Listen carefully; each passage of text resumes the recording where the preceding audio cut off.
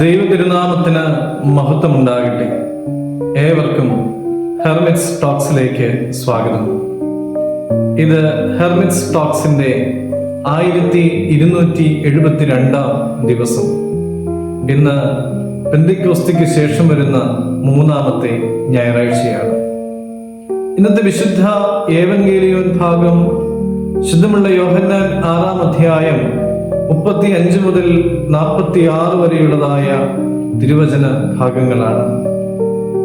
നമ്മുടെ കർത്താവ് യേശു തമ്പുരാൻ ഏകദേശം 5000-ഓളം ആളുകളെ തൃപ്തിപ്പെടുത്തിയതിനു ശേഷം ഒരു അത്ഭുത സത്യം അവർക്ക് വെളിപ്പെടുത്തി കൊടുക്കുകയാണ്.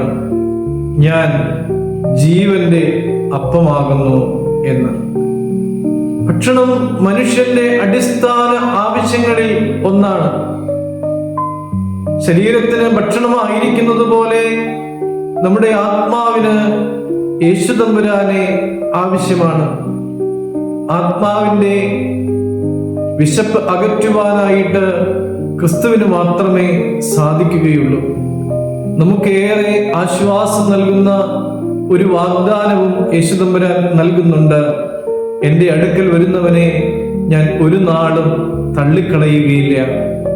പാപിയായാലും തകർന്നു പോയവനായാലും പരാജയപ്പെട്ടവനായാലും അവൻ യേശുവിൻ്റെ അടുക്കിലേക്ക് വരുന്നുണ്ട് എങ്കിൽ യേശു തമ്പുരാൻ അവനെ സ്വീകരിക്കും. യേശു തമ്പുരാൻ പറഞ്ഞ പിതാവിന്റെ ഇഷ്ടവും അത് തന്നെയാണ്. പുത്രനെ നോക്കിക്കൊണ്ട് അവനെ വിശ്വസിക്കണം, നിത്യജീവൻ പ്രാപിക്കണം.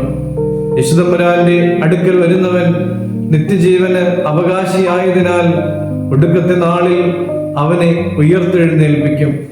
മരണമാണ് അവസാനമെന്നും കല്ലറയാണ് അവസാന വിശ്രമ സ്ഥലമെന്നും നാം കരുതുന്നുണ്ട് എങ്കിൽ ക്രിസ്തുവിന്റെ അടുക്കലേക്ക് വരുന്നവന് ഉയർപ്പിന്റെ മഹത്തായ പ്രത്യാശയുണ്ട് എന്ന് തിരിച്ചറിയുവാൻ നമുക്ക് സാധിക്കണം. പ്രിയമുള്ളവരെ, നിത്യജീവൻ പ്രാപിക്കുവാൻ, നിത്യമായ തൃപ്തി അനുഭവിക്കുവാൻ തക്കവണ്ണം ക്രിസ്തുവിന്റെ അടുക്കലേക്ക് വരുവാനായിട്ട് എനിക്കും നിങ്ങൾക്കുമൊക്കെ സാധിക്കട്ടെ. ദൈവം അനുഗ്രഹിക്കട്ടെ.